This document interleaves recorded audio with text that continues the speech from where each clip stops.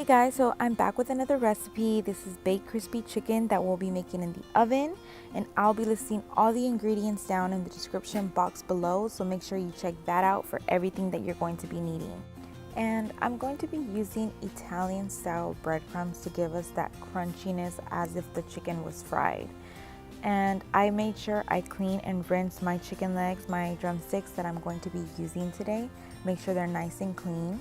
And I first started off using soy sauce or Jugo Maggi, if you know what that is. I just add some splashes and also some Valentina for some heat.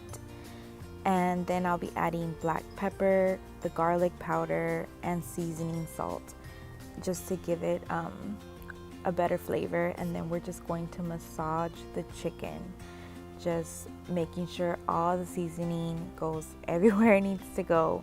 And it's best if you let your chicken marinate for at least 2 hours. It would be best. I just put it in a little Ziploc bag, put it in the fridge, and let it do its thing. This chicken's going to be full of flavor because we're marinating the chicken, and also the Italian style breadcrumbs come with so much flavor already. And our next step is making the egg and milk wash. So I cracked 1 egg and milk, and I just beat it with a little bit of black pepper, and I'm just going to make sure it's well combined. And at this time, also make sure that your oven is preheating to 425 is what we're going to be cooking our chicken at. So this is the most important part. Make sure that the baking pan that you're going to use has a rack. The chicken needs to be lifted so it can get crispy. So I'm going to grab the chicken and put it into the milk bath, and then we're going to transfer it over to the breadcrumbs, and just make sure that it is super covered. That way the chicken cooks like nice and crunchy. Yeah, so if you want it nice and crunchy and crispy, just make sure it's completely covered. And also the reason why we want the pan with the rack is because it lifts the chicken up, so when it starts to cook and it releases all its juices and oils and all that, it's not going to make the chicken soggy.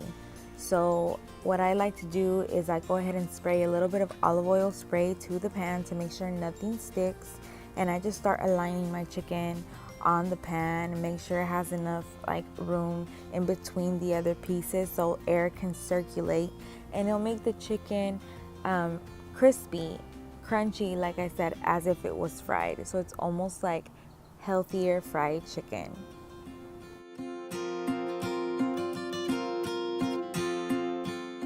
So I'm going to keep on repeating the steps till I finish with the chicken legs. And then I'm going to be cooking the chicken in the oven at 425 for about 45 minutes to an hour, depending on how your chicken looks. Just make sure it's completely cooked through to the bone, that you see no pink and no blood, and that's how you know it's done. And it'll be nice and juicy on the inside and really nice and crispy on the outside.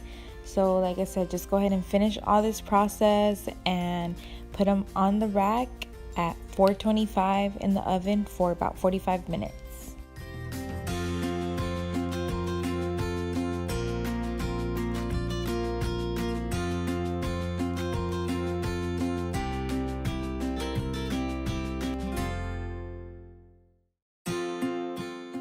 Okay, now my chicken has cooled a little bit and it is completely cooked through.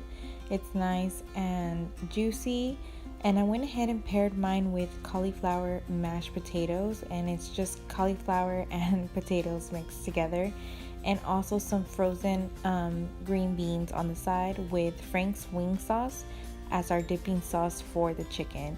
This was really good. My husband really liked it, and I just wanted to share it with you girls, and I hope that you like it. If you have any questions, leave them down below.